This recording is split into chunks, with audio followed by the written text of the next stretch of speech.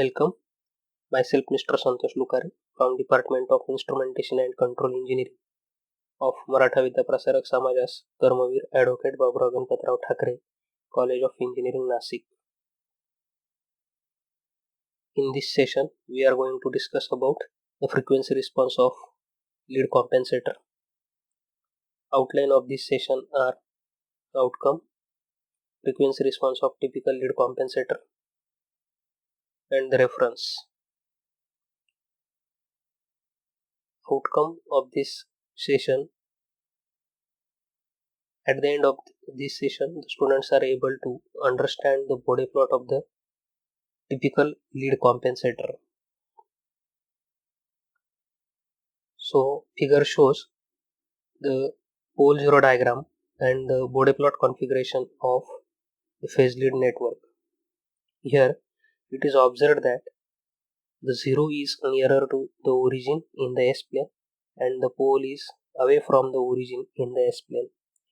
So, if we consider the pole zero diagram, this pole zero diagram is belonging to the lead compensator. So, if this is the lead compensator, and if you take the frequency response of such a lead compensating network, then the ideal magnitude and phase plot, it can be recorded as shown in the figure. So, in the figure, it is observed that there are two vertical lines. The left hand side of the graph, it indicates the decibel values lies between minus 20 dB to plus 20 dB. 0 dB is the mean of the decibel values or the magnitude, and the second line is it indicating the phase which lies between plus 90 degree to minus 180 degree. So this is the magnitude plot and the phase plot diagram of the phase lead compensator network. Initially, the magnitude of the decibel, you may say the frequency response is minus 20 dB. Now, these poles and zeros are nothing but the corner frequencies in terms of the body diagram. So, plus 1 by t is the lower corner frequency. This is the zero of compensator, and plus 1 by alpha t is the upper corner frequency. You can call it as a pole of the compensator. So, here it is mentioned that alpha is equal to 0.1. So, we are saying over here alpha is equal to 0.1, which is lies between 0 is less than alpha is less than 1. That is the required condition for the lead compensator. So if I put the value of alpha over here, it is observed that the lower cutoff frequency and upper cutoff frequency, they are decade apart. That is 1 by alpha t is nothing but the 10 by t. So this 10 by t divided by 1 by t, they are decade apart, and hence the magnitude which is changing from the lower corner frequency to upper corner frequency, it is 20 dB per decade. So this is a kind of high pass filter, and the maximum phase lead occurs at the mid corner frequency, that is omega m, and it is equal to phi of m. So this maximum phase lead means nothing but the output leads the input waveform with the maximum phase angle, that is phi m, and that is occur at the mid corner frequency omega m. If we change the frequency values from lower range to the higher range, or you can say from 0.1 radian per second to some 1000 radian per second, like this, then this plot can be recorded for the compensator. You can call it as a lead compensator. So basically there are two types of graph. One is the magnitude and second one is the phase plot. So this magnitude and phase plot, it can be analyzed with the help of certain mathematical derivation that is considered in the next slide. So the transfer function of the lead compensator can be expressed as, let us say, the Laplace of, or the Laplace transform of output, that is U of s, upon Laplace transform of the input, that is Ei of s. Let us say O and Ei, it indicates the voltage that is applied to the lead network, which is equal to alpha times 1 plus st upon 1 plus s alpha t. So this is a typical lead compensator that we have discussed.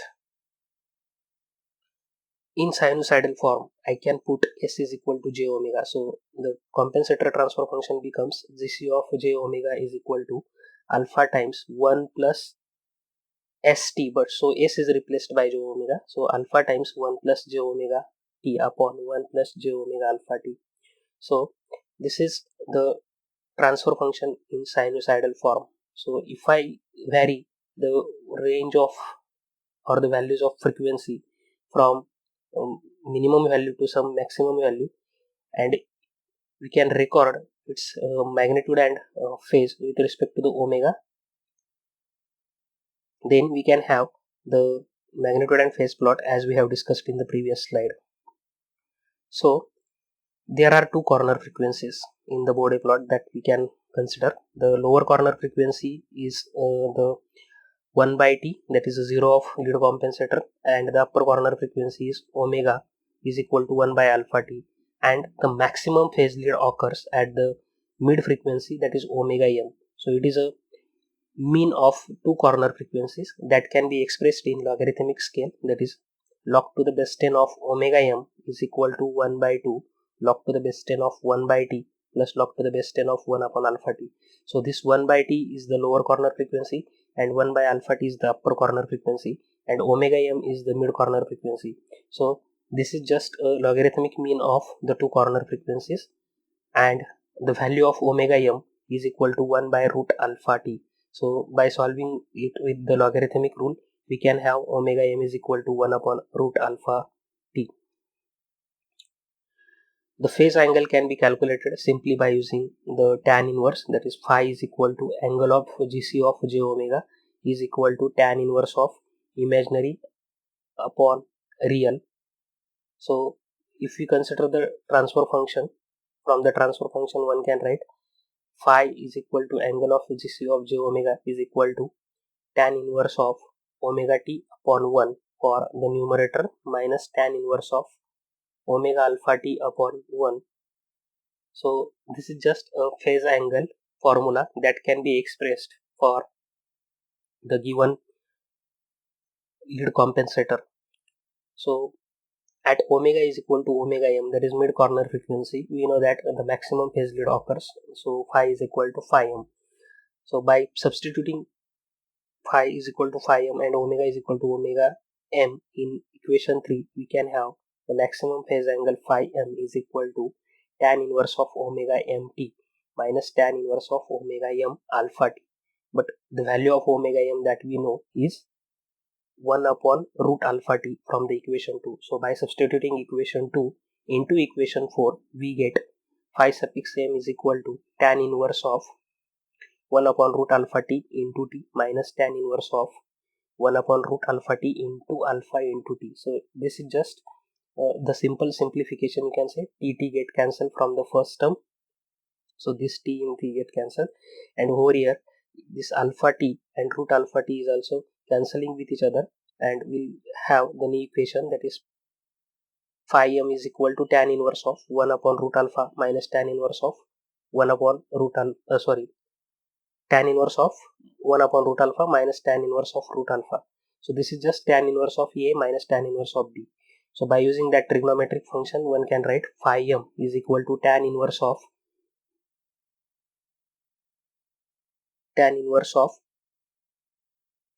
A minus B divided by 1 plus A into B. So this will gives us the mathematical equation after simplification, that is phi m is equal to tan inverse of 1 minus alpha upon 2 root alpha.